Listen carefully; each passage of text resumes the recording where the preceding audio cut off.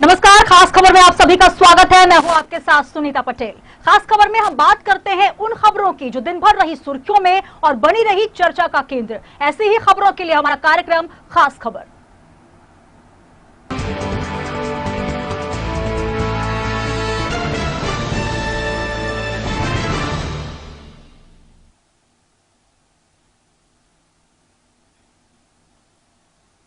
तो आइए सबसे पहले बात करेंगे उत्तर प्रदेश की, जहां 9 नवंबर को होने वाले राज्यसभा चुनावों के लिए भारतीय जनता पार्टी की निगाह 10 सीटों पर है। उत्तर प्रदेश की 10 सीटों पर होने वाले राज्यसभा के चुनाव के लिए भारतीय जनता पार्टी के 8 प्रत्याशियों ने मंगलवार को अपना अपना नामांकन पत्र भी दाखिल कर दिया। इससे पहले समाजवादी पार्टी से प्रोफेसर रामगोपाल यादव और बहुजन समाज पार्टी से रामजी गौतम ने अपना नामांकन पत्र दाखिल किया। मुख्यमंत्री योगी आदित्यनाथ, डिप्टी सीएम केशव प्रसाद मौर्य और डॉक्टर दिनेश शर्मा के साथ भाजपा के प्रदेश अध्यक्ष स्वतंत्र देव सिंह की मौजूदगी में भाजपा के 8 प्रत्याशियों ने अपना नामांकन पत्र दाखिल किया। पार्टी ने जातीय संतुलन साधने के लिए ब्रजलाल, गीता शाक्य, बीएल वर्मा जैसे नए चेहरों को भी मौका दिया है। केंद्रीय मंत्री हरदीप सिंह पुरी के साथ ही भाजपा के राष्ट्रीय महामंत्री, महासचिव और केंद्रीय कार्यालय प्रभारी अरुण सिंह, पूर्व प्रधानमंत्री स्वर्गीय चंद्रशेखर के सुपुत्र नीरज शेखर, रिटायर्ड डीजीपी ब्रजलाल, पूर्व मुख्यमंत्री कल्याण सिंह के करीबी और समाज कल्याण निर्माण निगम के अध्यक्ष बीएल वर्मा, पूर्व मंत्री हरिद्वार दुबे और पूर्व विधायक सीमा द्विवेदी के साथ औरैया की जुझारू नेता गीता शाक्य ने भी नामांकन दाखिल किया है। भाजपा ने 8 उम्मीदवार उतारकर मतदान की जंग में सीधे नहीं उतरने का इरादा भी जाहिर कर दिया है। उत्तर प्रदेश में 10 सीटों पर चुनाव प्रस्तावित है और जिसमें भाजपा विधायकों की संख्या 8 प्रत्याशी जिताने की है। सपा और बसपा के मैदान में एक एक उम्मीदवार उतारने के बाद अब कुल 10 प्रत्याशी मैदान में हैं। तो ऐसे में निर्दलीय उम्मीदवार अगर मैदान में नहीं आता है तो निर्विरोध निर्वाचन होगा।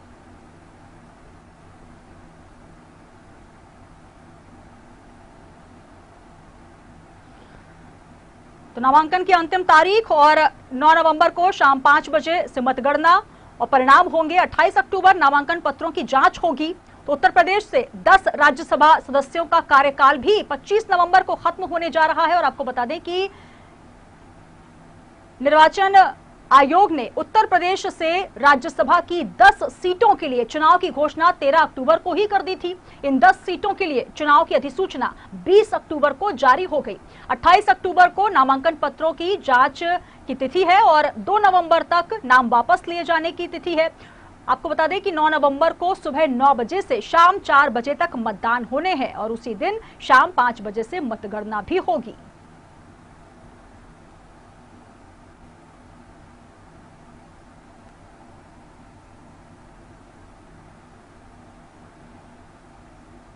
तो बेहद महत्वपूर्ण ये चुनाव, यूपी में राज्यसभा की 10 सीटों के लिए चुनाव होने जा रहे हैं। और आपको बता दें कि 9 नवंबर की तारीख है जब मतदान होना है और उसी दिन मतगणना भी होगी। और हमारे साथ उत्तर प्रदेश से पॉलिटिकल एडिटर आरसी भट्ट साहब जुड़ चुके हैं। भट्ट साहब, 9 नवंबर की सुबह मतदान की तारीख है और आज मतदान जो नामांकन है उसकी अंतिम दिन था और अंतिम दिन के साथ ही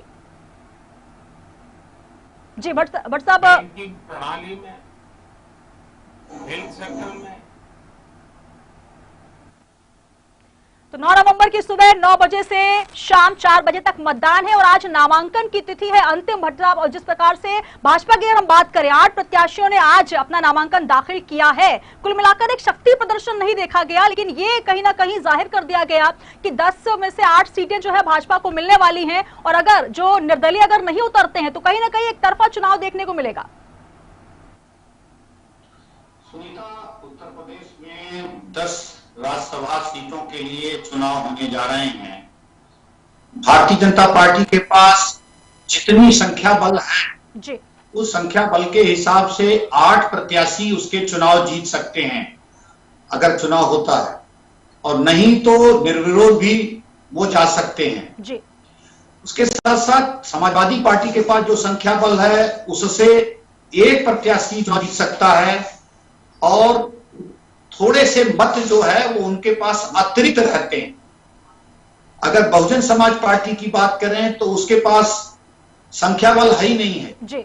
इसी तरह कांग्रेस की अगर हम बात करें तो वो भी संख्या बल में बहुत पीछे है, क्योंकि जितना मत चाहिए जो 38 का आंकड़ा होता है वो संख्या बल कहीं न कहीं एक सीट समाजवादी के पास और दोनों के पास, कांग्रेस और बहुजन समाज पार्टी के पास नहीं है जी।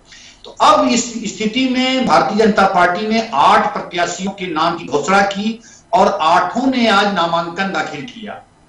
उसके साथ साथ एक सीट के लिए समाजवादी पार्टी के राष्ट्रीय प्रमुख महासचिव रामगोपाल यादव ने अपना नामांकन पहले दाखिल कर दिया जी। अब समाजवादी पार्टी के पास कुछ वोट अतिरिक्त बचे हुए हैं।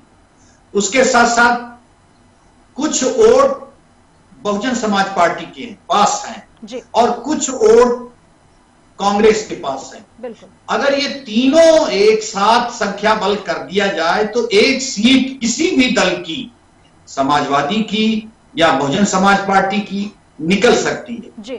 लेकिन अब इसमें जो पेच फंसा है वो सबसे बड़ी ये चीज है कि सुनीता, रामजी गौतम जो बहुजन समाज पार्टी के प्रत्याशी हैं, उन्होंने अपना नामांकन दाखिल किया है जी।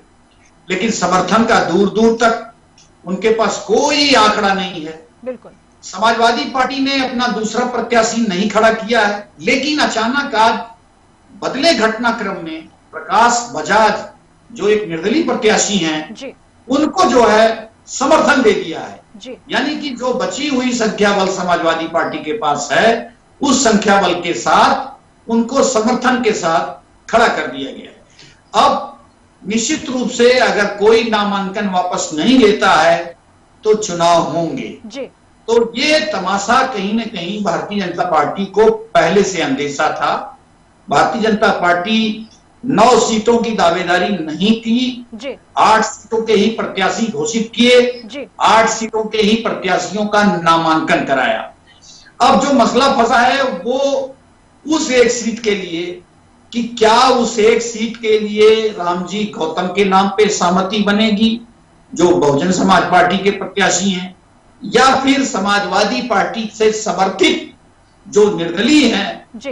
प्रकाश बजाज, उनको समर्थन दिया जाएगा। अब ये कहीं न कहीं मामला अटका सा है जी। अब देखना यह है कि उस एक सीट के लिए कौन नाम वापस लेता है। बिल्कुल भट्ट साहब, कल जो है वो स्पष्ट हो जाएगा कि नाम वापसी की तारीख है, कल क्या कुछ होगा स्थिति और स्पष्ट हो जाएगी। लेकिन अगर भाजपा की बात करें, कहीं ना कहीं शक्ति प्रदर्शन नहीं किया लेकिन 8 नाम जो दिए हैं वो भी बड़े सोच समझ कर दिए हैं। जाति संतुलन साधने की पूरी कोशिश की गई। अगर नाम लिया जाए ब्रजलाल, गीता शाह के BL वर्मा जैसे कई नए चेहरों को भी मौका दिया है। तो कुल मिलाकर साम दाम दंड भेद और तमाम जो रणनीति है भाजपा ने दिखा दी है और अगर नाम वापसी नहीं होती तो कहीं ना कहीं एक तरफा ये चुनाव हो जाएगा बीजेपी के खाते के लिए। तो कुल मिलाकर इसे देखा जाए तो कल एक स्थिति स्पष्ट होती नजर आ जाएगी चुनाव के पहले ही।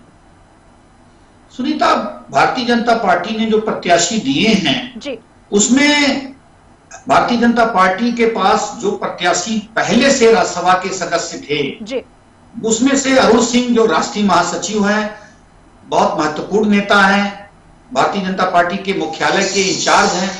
उसके साथ साथ जो हरदीप पुरी केंद्रीय शहरी विकास मंत्री हैं, वो राज्यसभा सांसद हैं उत्तर प्रदेश से, उन दोनों लोगों को कंटिन्यू किया। सबसे बड़ी बात यह है कि महिला कोटे से गीता शाह के और सीमा द्विवेदी, ये दोनों भारतीय जनता पार्टी की समर्पित कार्यकर्ता हैं। मैंने विगत 25 वर्षों में इनकी राजनीति को देखा है।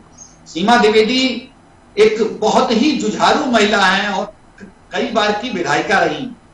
उनको उन्होंने राज्यसभा का सदस्य बनाने का प्रत्याशी घोषित किया है। उसके साथ साथ हरिद्वार दुबे पूर्व मंत्री रहे हैं, भारतीय जनता पार्टी के वरिष्ठ कार्यकर्ता, वरिष्ठ जो है नेता रहे हैं, उनको भी प्रत्याशी बनाया है। BL वर्मा, कल्याण सिंह जो पूर्व मुख्यमंत्री रहे, राजस्थान के राज्यपाल रहे, उनके बहुत ही निकट हैं। इसी तरह से जो अन्य प्रत्याशी हैं और खासतौर पे बिजलाल की बात की जाए तो बिजलाल उत्तर प्रदेश के DGP रहे हैं। अब ये दूसरी बात है कि मायावती ने उनको DGP बनाया और आगे चलकर वो भाजपा की गोद में जाके बैठ गए और उसके साथ साथ भारतीय जनता पार्टी ने उनको SC/ST कमीशन का चेयरमैन बनाया और फिर राज्यसभा से नवाज रही। तो ये कहीं न कहीं ये भारतीय जनता पार्टी की अपने आंकड़े हैं, अपने खास समीकरण हैं। आने वाले विधानसभा के चुनाव को देखते हुए और लोगों को उपकृत किया गया है, उपयोगिता समझी गई है ये भारतीय जनता पार्टी के रणनीतिकार जाने। बिल्कुल, तो चुनावी बिसात बिछ चुकी है और कहीं ना कहीं अपने अपने पासे भी अपनी अपनी गोटियां भी सेट कर दी गई है और 10 सीटों के लिए चुनाव की घोषणा 13 अक्टूबर को हुई थी। आज नामांकन की अंतिम तिथि, कल नाम वापसी की अंतिम तिथि है। कुल मिलाकर स्थिति स्पष्ट नजर आ रही है, लेकिन 9 नवंबर का हमें इंतजार करना बहुत जरूरी होगा कि उसी दिन जनता जो है वो मतदान करेगी और उस दिन मतगणना और परिणाम भी आ जाएंगे। बहुत शुक्रिया भट्ट साहब हमारे साथ जुड़ने के लिए। तो सीटों का चुनाव है, 10 सीटों का ये चुनाव राज्यसभा की, और 8 प्रत्याशी भाजपा ने मैदान में उतारे और कहीं ना कहीं अगर निर्दलीय प्रत्याशी नहीं उतारे जाते हैं तो बहुत स्थिति स्पष्ट हो जाएगी कि ये चुनाव जो है निर्विरोध जीत लिया जाए।